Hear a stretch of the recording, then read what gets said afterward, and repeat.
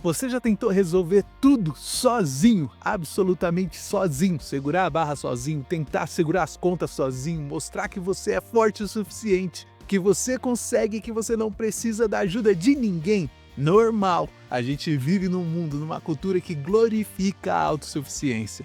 Você se vira, você corre atrás. Afinal de contas, para essa cultura, tudo depende só de você mesmo. E pedir ajuda para outras pessoas é um sinal de fraqueza. Admitir isso é vergonhoso. E aí chega Jesus com os dois pés na porta, no Sermão da Montanha, e ele diz: felizes são aqueles que reconhecem que não conseguem sozinho. Como é que é?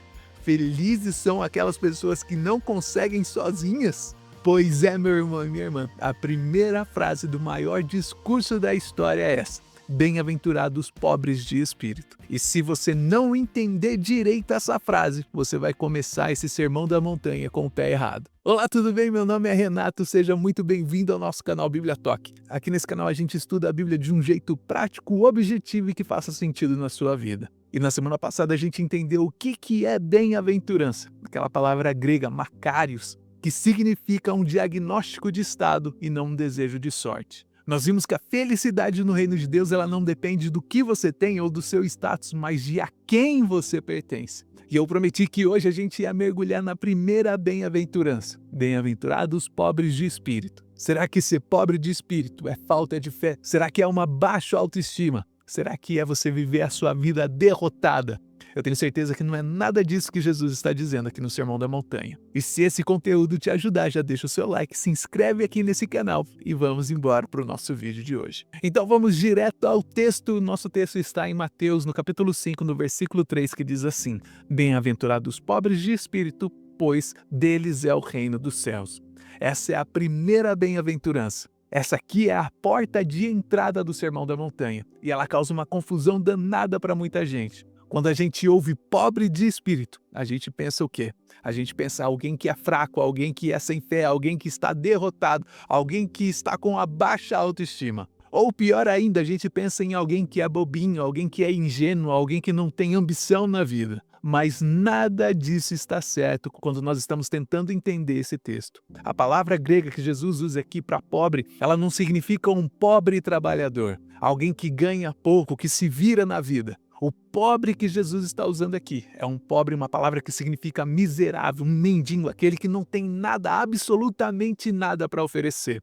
Essa pessoa que Jesus está falando aqui, esse pobre que Jesus está falando aqui, é uma pessoa que depende 100% da bondade das outras pessoas para que ela possa sobreviver. E Jesus, ele adiciona aqui, não é só pobre, não é essa pessoa miserável, mas é uma pessoa miserável de espírito. Ou seja, Jesus ele não está falando sobre a sua conta bancária. O que Jesus está falando aqui é sobre a sua postura interior. É sobre a condição da sua alma diante de Deus. É sobre isso que Jesus está falando. Então, o pobre de espírito é aquele que sabe que espiritualmente ele não tem nada para oferecer para Deus. Ele está completamente de mãos vazias. É aquela pessoa que entende que não é por méritos, não é pela sua própria justiça, não tem nada para apresentar diante de Deus. E ele diz: olha Deus, eu estou aqui e eu não mereço. Tá, tudo bem. Então vamos tentar responder aquelas 3 perguntas que eu fiz no começo dessa aula e na aula passada. Será que é falta de fé? Não, com certeza não é. É o oposto disso. É a fé que reconhece que Deus é a única fonte. É a confiança que Ele supre todas as coisas para aquele que não tem nada. Então será que é baixa autoestima? Não, de jeito nenhum. Na verdade é uma clareza sobre quem você é sem Deus. Não é sobre me diminuir, na verdade é sobre eu ser honesto comigo mesmo. Então quer dizer que ser pobre de espírito, na verdade, então é ser um derrotado na minha vida. Na verdade também não, porque quando nós somos pobres de espírito, nós reconhecemos que a vitória não vem por minha causa, por causa do meu braço forte, mas na verdade a nossa vitória vem dele. Imagina que você está numa entrevista de emprego. O entrevistador ele pede para ver quais são as suas qualificações. E aí você pega aquele currículo na sua bolsa todo amassado e ele está absolutamente em branco apenas com seu nome. Não tem nenhuma formação, não tem nenhuma experiência, não tem nenhuma habilidade especial. A única coisa que está escrito ali é o seu nome e embaixo: eu preciso desse emprego. Você pode ter certeza que passar por uma coisa dessa no mundo que nós estamos vivendo é uma coisa constrangedora. E ninguém vai contratar alguém assim. Mas no reino de Deus é exatamente o contrário. É como se Jesus estivesse dizendo: quem chega aqui com um currículo vazio, reconhecendo que não tem nada que essa pessoa possa oferecer, essa pessoa pode entrar no meu reino. Sabe por quê? Porque o reino não é por mérito, na verdade, ele é por graça. Então, o pobre de espírito é aquele que rasga o currículo espiritual, é aquele que chega diante do Senhor e diz: Senhor, eu não tenho nada, mas tu és dono de tudo. E isso não é fraqueza. Na verdade, essa é a maior demonstração de lucidez que já existiu. Tá, tudo bem. Então a gente já entendeu. A pobreza espiritual, ela não é uma fraqueza, ela é uma lucidez. Mas por que será que Jesus coloca ela como sendo a primeira bem-aventurança? Qual que é a virtude que existe nisso? E tem um salmo que ilustra perfeitamente o que é a pobreza de espírito. É o Salmo 134, verso 6, que diz assim: Este pobre homem clamou, e o Senhor ouviu, e o libertou de todas as suas tribulações. Davi escreveu esse salmo numa das piores fases da sua vida. Ele estava fugindo do rei Saul. Ele não tinha nenhum exército, ele não tinha nenhum recurso, ele não tinha saída. Davi ele chegou até a fingir que ele estava louco diante do rei Abimeleque. Davi ele não tinha nenhuma saída, ele era um pobre em todos os sentidos. Mas o que ele fez? Ele clamou. E o que aconteceu? Deus ouviu. Você percebe a lógica que está acontecendo aqui? A pobreza de Davi não foi um obstáculo, na verdade ela foi uma condição. Foi justamente porque ele não tinha nada que ele clamou. E foi justamente porque ele clamou que Deus respondeu. E é justamente por isso que Tiago escreveu que Deus resiste aos soberbos, mas ele dá graça aos humildes. E essa é a grande virtude de você ser um pobre espiritual. Você se coloca na posição de receber. Então a graça de Deus é como uma água sendo oferecida. Se você já está com seu copo cheio de orgulho, cheio de mérito, cheio de autossuficiência, você nunca vai ter espaço para receber aquilo que Deus tem para te dar. Já o pobre espiritual é aquele que esvazia o seu copo, joga tudo fora. É aquele que diz: Senhor, eu não tenho nada de bom para te oferecer, mas eu estou aqui de mãos vazias, Senhor. Eu estou aqui pronto para receber o que o Senhor tiver para me dar. E Jesus ele está aqui prometendo uma coisa. Ele está dizendo que quem chega até ele de mãos vazias recebe um reino inteiro. E é por isso que essa é a primeira bem-aventurança, porque ela é a porta de entrada para todas as outras que Jesus vai listar aqui nesse texto. Então pensa comigo, você não consegue chorar pelo pecado, que é a segunda bem-aventurança, se você não reconhecer primeiro que você é um pecador. Você nunca vai ser manso, que é a terceira bem-aventurança, se você acha que nunca está recebendo aquilo que você merece. E você nunca vai ter fome e sede de justiça, que é a quarta bem-aventurança, se você acha que você é justo o suficiente. Então tudo começa aqui, tudo começa reconhecendo a sua falência. Tudo começa aqui na pobreza do espírito. É como uma fundação de uma casa. Se a fundação estiver errada, a casa inteira vai dar errado. E a fundação do reino é justamente essa. É você saber que você precisa de Deus, que você precisa dele profundamente, totalmente e sem reservas. O soberbo, ele olha para Deus e ele diz: eu tenho algo para oferecer. Olha só a minha devoção, olha só os meus tempos de oração, olha só o meu esforço, olha só a minha moral. Já o pobre de espírito, ele olha para Deus e diz: eu não tenho nada, mas eu sei que o Senhor tem tudo e eu confio em ti. E aí eu pergunto para você, adivinha entre essas duas pessoas, quem é que vai realmente receber a graça de Deus? E por falar em receber, qual que é a promessa do pobre de espírito? Jesus diz: deles é o reino dos céus. Mas o que isso significa na prática? Será que é uma coisa que acontece só no futuro ou será que já vale para a gente agora? Olha só o que Paulo ele descreve em Colossenses no capítulo 1, no versículo 13. Ele diz assim: pois ele nos resgatou do domínio das trevas e nos transportou para o reino do seu Filho amado. Você percebe o tempo verbal que Paulo está usando aqui? Ele nos resgatou, ele nos transportou. Então o tempo verbal que ele está usando aqui é um tempo no passado. Já aconteceu, já existe, já é a nossa realidade. Então quem é pobre de espírito, quem recebeu Jesus, quem reconheceu a sua falência e confiou em Cristo, ele já foi transportado para o reino. Não é uma coisa que vai acontecer um dia, já é uma coisa agora. E isso é o que os teólogos chamam de já e ainda não. O reino de Deus ele já existe na experiência de quem crê, mas ele ainda vai se consumar em plenitude quando Jesus Cristo voltar. É como se fosse uma herança Imagina que você descobre que você tinha um parente distante, distante, distante. E esse parente deixou uma fortuna absurda para você.